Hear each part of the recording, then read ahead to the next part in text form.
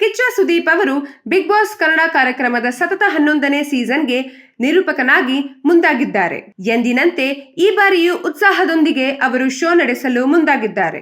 ಮೊದಲ ಸಂಚಿಕೆಯ ಝಲಕ್ ಕಾಣಿಸಿದೆ. ಈ ಬಾರಿ ಬಿಗ್ ಬಾಸ್ ಮನೆ 2 ಭಾಗ ಆಗಿದೆ.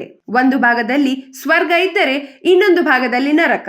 ಯಾವ ಸ್ಪರ್ಧಿ ಸ್ವರ್ಗಕ್ಕೆ ಹೋಗುತ್ತಾರೆ ಮತ್ತು ಯಾವ ಸ್ಪರ್ಧಿ ನರಕಕ್ಕೆ ಹೋಗುತ್ತಾರೆ ಎಂಬುದನ್ನು ತಿಳಿಯಲು ವೀಕ್ಷಕರು ಕಾಯುತ್ತಿದ್ದಾರೆ. ಇದು ಬಿಗ್ ಬಾಸ್ ನಲ್ಲಿ ಹೊಸ ಕಾನ್ಸೆಪ್ಟ್. ಇಷ್ಟು ಸೀಸನ್ಗಳಲ್ಲಿ ಸ್ವರ್ಗ ಮತ್ತು ನರಕ ಎಂಬ ಪರಿಕಲ್ಪನೆ ಇರಲಿಲ್ಲ.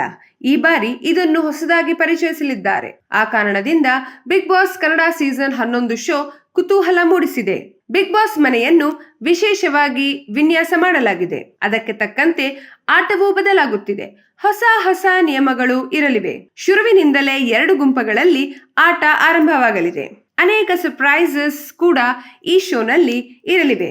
ಹೊಸ ಸೀಸನ್ ಬಿಗ್ ಬಾಸ್ ಮನೆ ನೋಡಿ ವೀಕ್ಷಕರು ವಾವ್ ಎನ್ನುತ್ತಿದ್ದಾರೆ. ಕಲರ್ಸ್ ಕನ್ನಡ ಮತ್ತು ಜಿ ಸಿನಿಮಾ OTT ಮೂಲಕ Bigg Boss Kannada season 11 reality show ಪ್ರಸಾರ ಆಗಲಿದೆ.